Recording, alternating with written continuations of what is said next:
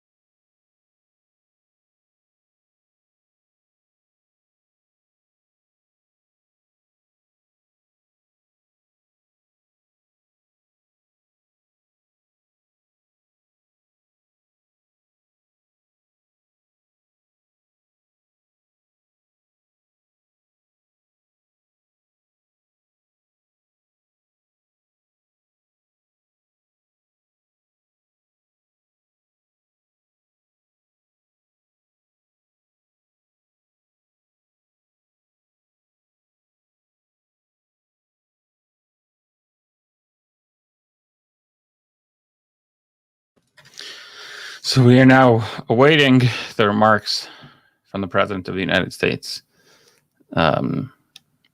which is great. I will comment. I posted this on Twitter just before the President speaks. It is amazing how the leaders of American government have kind of vanished as this crisis went on. The President wasn't supposed to speak today. He was still on vacation, and heaven should forbid we disrupt the President of the United States' vacation in a time of an international crisis. Jen Psaki, the White House press secretary, took off this week of vacation as if nothing important was happening. Haven't seen Secretary of State, haven't seen Secretary Blinken. Not sure where all these people went. And enough backlash, one can only imagine, prompted a return of the president from Camp David. So we hope that he actually produces something of a worthwhile speech. I think I saw online today that Leon Panetta, former Defense Secretary Leon Panetta, called on Joe Biden to own up to his responsibility of the mistake that is this withdrawal from Afghanistan. I hope that it's not going to be another instance of but Trump, which is always a possibility with this administration. It seems to be that every bad policy failure can be blamed on Trump, and indeed already you've already started seeing some of these reactions online from people. President Trump wanted to do the same. He also wanted to pull out of Afghanistan. Yeah, but he didn't. It was President Biden who decided to pull out of Afghanistan, and if the reports are genuine, he did this despite calls from on the ground leaders in Afghanistan that we couldn't possibly do it successfully. We couldn't do it safely. So I'm hoping that we actually get a decent response. As you can see, I kind of pulled out behind me the book of President Eisenhower, because that's who we need right now. We need an Ike. We need someone who will, be resolute in the face of a chaotic and horrific foreign policy blunder. We need a man with the wherewithal and the ability to just come clean and say to the American people that he effed up. Now, I'm also curious, and again, we'll discuss this hopefully after he speaks. I'm sure he's still finding his way. But, I'm curious to see whether or not he will address the comparison that everyone who has eyes and access to Google has been making, that this is, indicative of the fall of Saigon.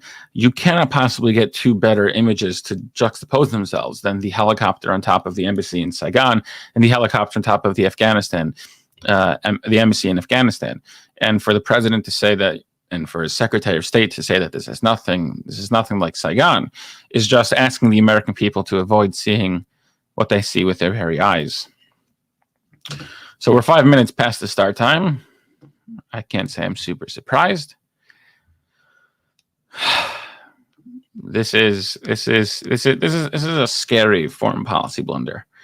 It really, really is. And I'm still waiting for people to show me what exactly the strategy was for the administration to pull out in the way that they did. As we will discuss, hopefully in the podcast this week, there were people who put forth strategies on how to exit Afghanistan. It's not as if people haven't been writing about this. For heaven's sake, Michael O'Hanlon published a book earlier this year where he laid out a strategy for how to leave Afghanistan. And it just seems to me that the administration took all of the suggestions and burned them and just unilaterally decided, to hell with this, we're out. Without bothering to take all of our weapons and artillery and equipment away from Afghanistan. And now we have images of the Taliban with American weapons. We have already footage coming out of Afghanistan of the Taliban in control of a base, of a depot of some sort, with Humvees and with artillery. Billions of dollars worth of American heavy equipment that not only are likely to be used against the population in Afghanistan, but also run the risk of being used against the United States. Remember, we were talking about a terrorist organization who chants death to America. Now, despite what that CNN reporter will tell you, that, at least they sound very peaceful. Not exactly winning any Nobel Peace Prizes if you chant death to America and now possess the means to be able to at least start bringing about the death of America. I mean, it's just totally crazy. So that it is a policy blunder of epic proportions.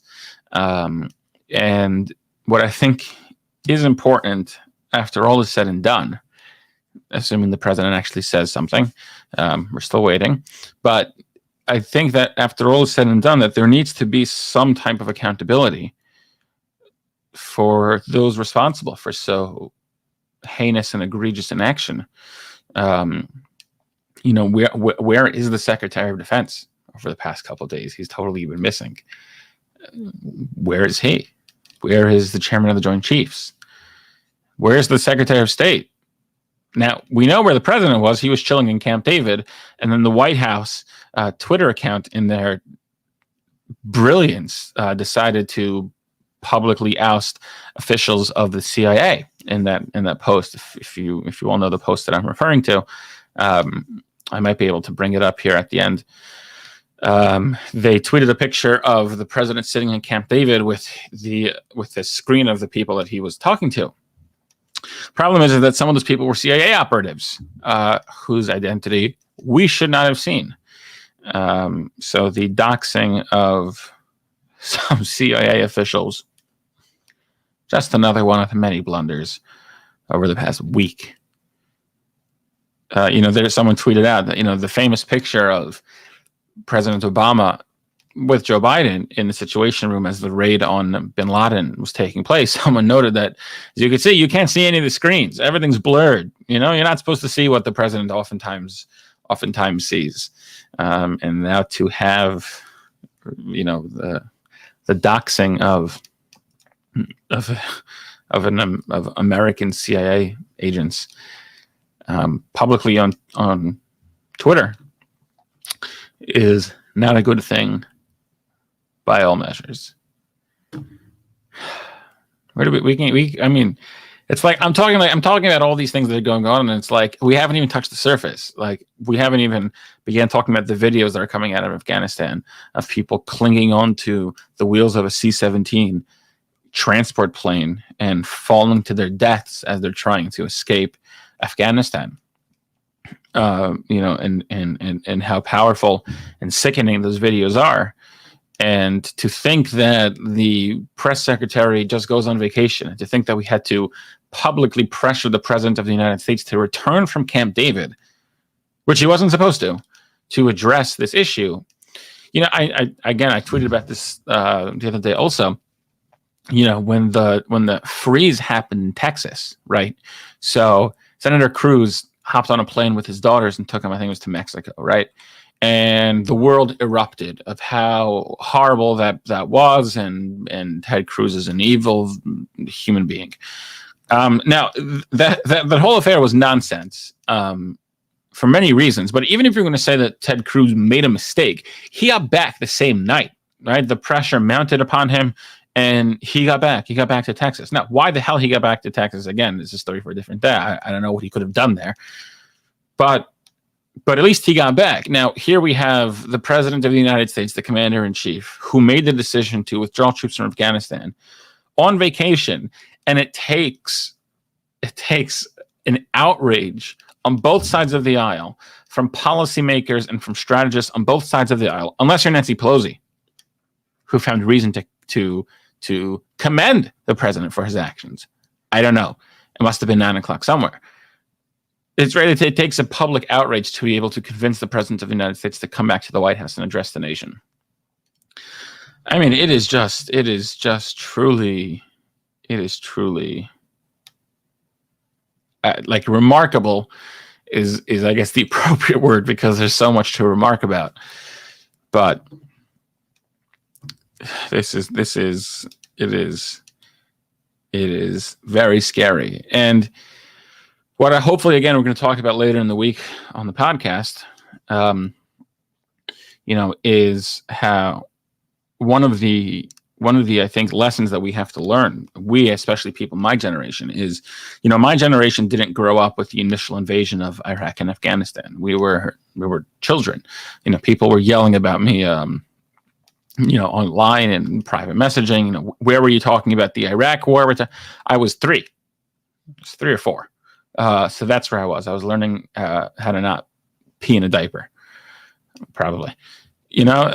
And so my generation of students don't really have the proper historical awareness about why we invaded Iraq, why we invaded Afghanistan. And I think it's incumbent upon all of us my age, everyone in my generation, to recognize why we went in the first place, and not just listen to the outrage that has in some cases rightly ensued following both the invasion of Iraq and Afghanistan. So it's incumbent upon us to learn about why we were there, because so many of the questions that I've been asked today and the past couple of days from friends online has been, what interest does the United States have over there? Why are we fighting wars over there? And these are questions that we wouldn't have asked had we been old enough to remember the initial invasion 20 years ago. But we didn't. We were, if you're me, you were 3. So it is important, I think, for all of us to go back to the history books to understand why we were there, why Afghanistan was a safe haven for Al-Qaeda. Al-Qaeda, the one who committed 9/11, why it's a strategically geographic location given its proximity to Pakistan, which is a nuclear state, possibly adversary, but definitely a nuclear state. So definitely it's incumbent upon all of us to remember our history, to go back and look at our history. And as I will talk about in the podcast, it was, my senior thesis, my undergraduate years, was about American end state, the history of American end state goals, right? How to end war is a concept that America has been fairly poor on. And the reason I wrote that paper is because, I don't remember the initial Iraq invasion. I'm living in the aftermath of it. And so I went to go investigate exactly what went wrong and could things have been done differently. And we will discuss my conclusion in that paper, hopefully later in this week, because I think it definitely relates to what went wrong in this instance of pulling out of Afghanistan the way that we did. Any day now, Mr. President. I'm sitting here killing time, just waiting on the world to change, I think, as they once said. We'll be back in a minute.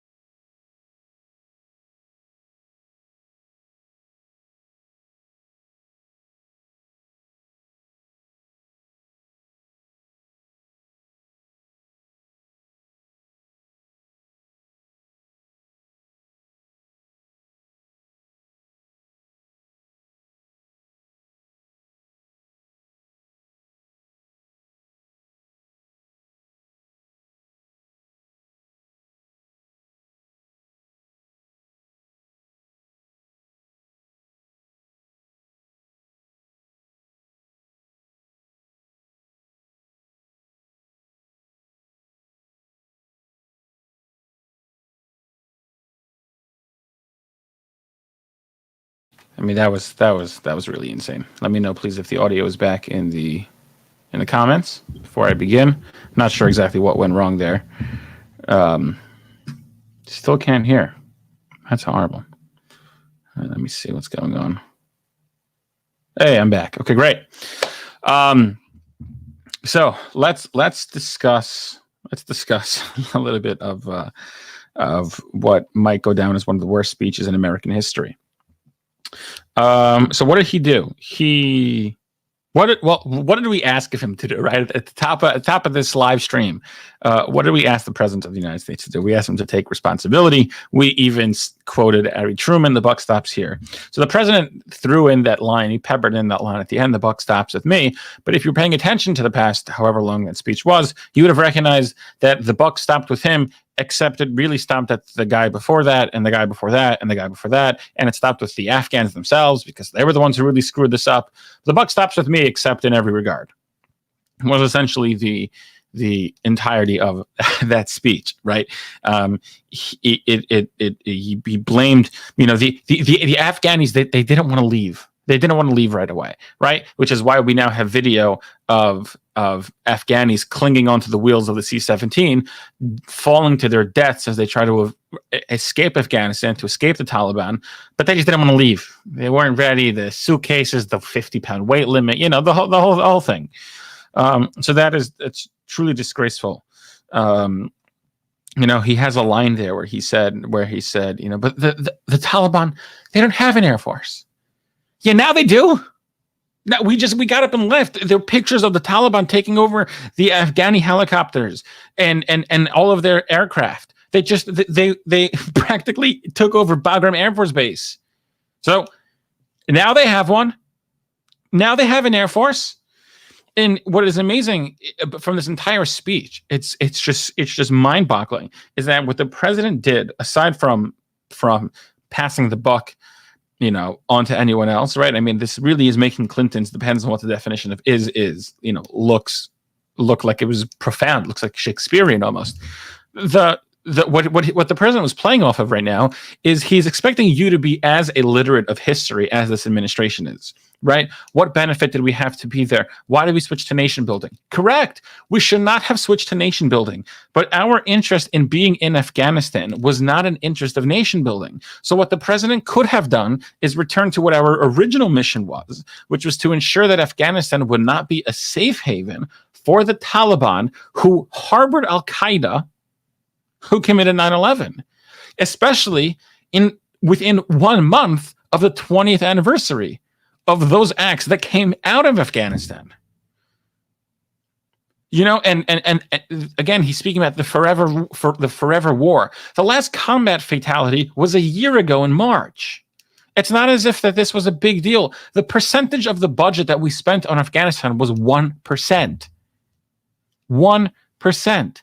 And exit strategies, not even exit strategies, but strategies looking forward also included a NATO presence. So the 5 for 5 plan that Michael Hannon discusses, right, of 5,000 troops over 5 years, perhaps even including a 2,000 to 3,000 NATO peacekeeping force there to be able to To be able to ensure that the Taliban don't get their country back, to then have a breeding ground for radical Islamist terrorist organizations. But because you don't know that, and because you've just been sold, the president said, because you've been sold this whole forever war and nation building, and enough with this whole Bush doctrine, and enough with all the neocons of 2 decades ago. So he expects you to believe that ignorance and believe that we were there doing something, a stated mission that turns out to not be what the stated mission was. I mean, that was genuinely a horrible speech. One can only get the feeling. Let me know in the comments. Let me know later.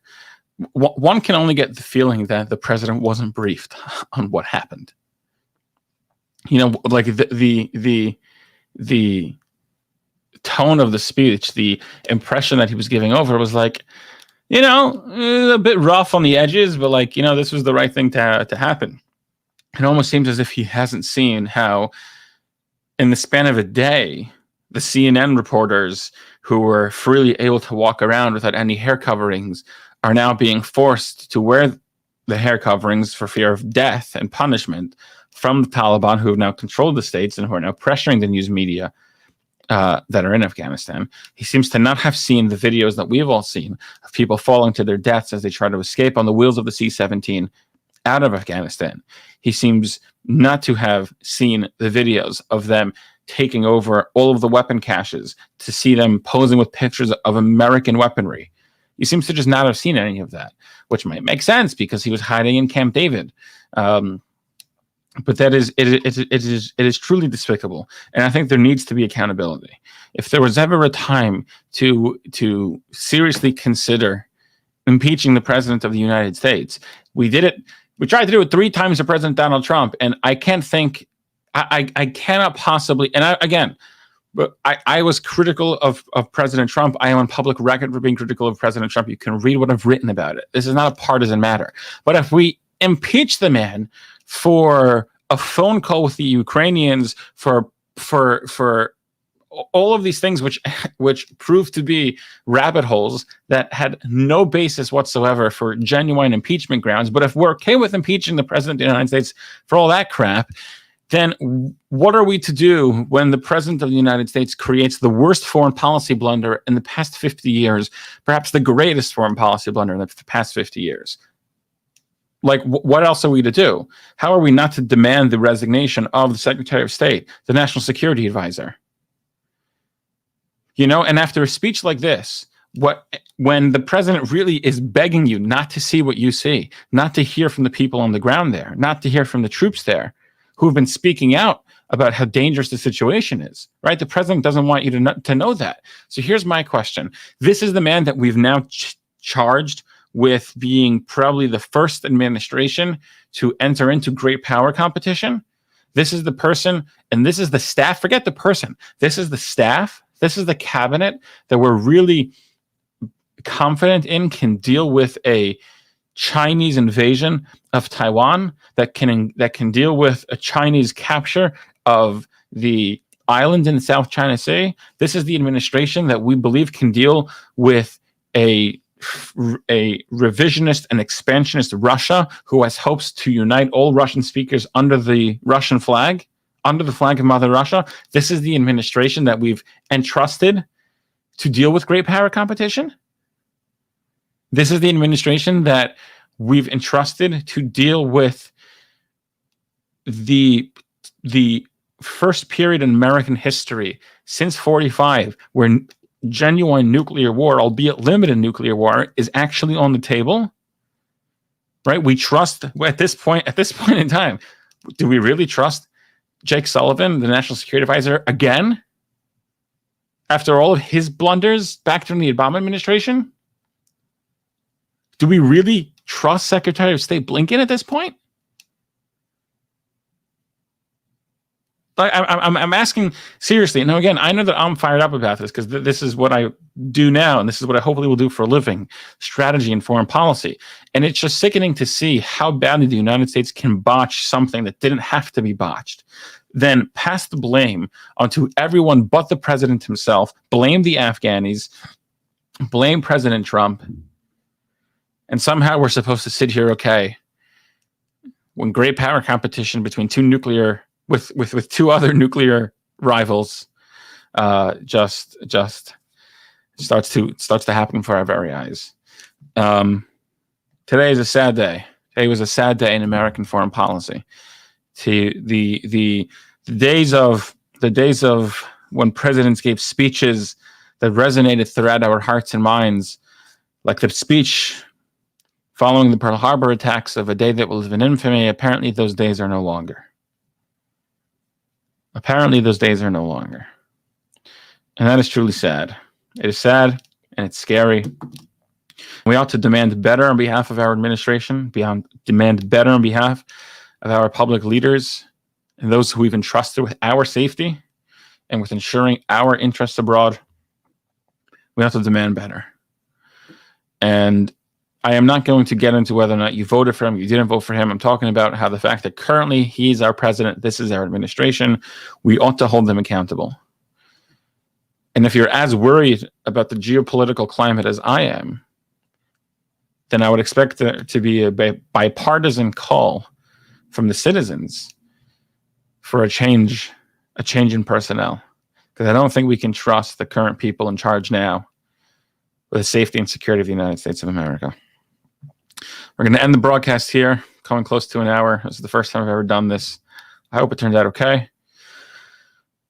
But we'll end with we'll end hoping for a change of events. We'll end hoping for all of my concerns to be proven wrong. We'll pray for the people, the men, women, and children in Afghanistan. Pray for the troops, for our troops, for those who have sacrificed the ultimate sacrifice in advancing American interests abroad in Afghanistan. We pray for them and their families. I pray for the United States of America to hopefully make it out stronger than it seems right now. This has been a special episode of the No Filter Podcast. I'm Phil Dolitsky. Until next time, have a great day.